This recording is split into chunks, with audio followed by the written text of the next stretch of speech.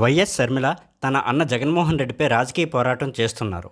అయితే తాజాగా కడప లోక్సభ స్థానానికి షర్మిల నామినేషన్ వేసిన సందర్భంగా ఒక ఆసక్తికరమైన విషయం బయటపడింది. అది జగన్ దగ్గర షర్మిల పెద్ద మొత్తంలో అప్పు తీసుకున్న విషయం.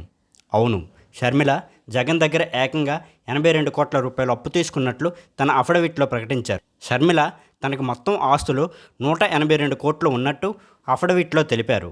ఇందులో అప్పుల వివరాలు కూడా వెల్లడించారు.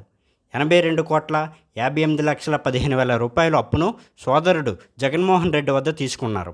అంతేకాదు, తన వదిన వైఎస్ భారతిరెడ్డి వద్ద కూడా షర్మిల అప్పు చేశారు. భారతి దగ్గర షర్మిల 19,56,682 రూపాయల అప్పు చేశారు. మరోవైపు షర్మిల తన ఆదాయ వివరాలను కూడా అందులో చెప్పారు. తనకు ఏడాదికి 97 లక్షల ఆదాయం వస్తున్నట్లు తెలిపారు. ఇక షర్మిల భర్త అనిల్ కుమార్ ఆదాయం 3 లక్షలు మాత్రమేనని అందులో వెల్లడించారు. అయితే షర్మిల వెల్లడించిన ఆస్తుల్లో చరాస్తులు 123 కోట్ల రూపాయలు పైగా ఉన్నాయి.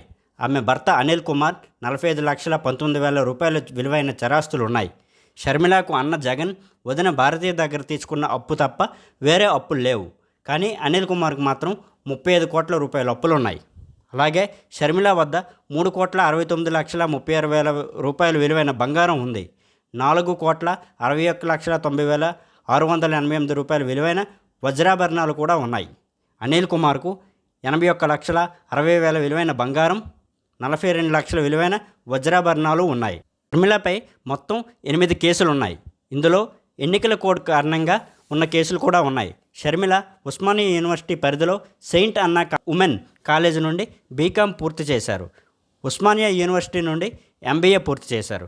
ఇక కడప స్థానానికి వైసీపీ తరపున నామినేషన్ వేసిన వైఎస్ అవినాష్ రెడ్డి తనకు 40 కోట్ల ఆస్తులు ఉన్నట్లు తెలిపారు.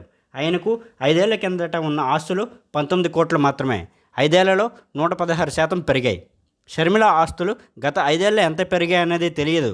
కారణం, ఆమె ఎన్నికల్లో పోటీ చేయడం, ఆస్తులు వెల్లడించడం ఇదే మొదటిసారి కావడం.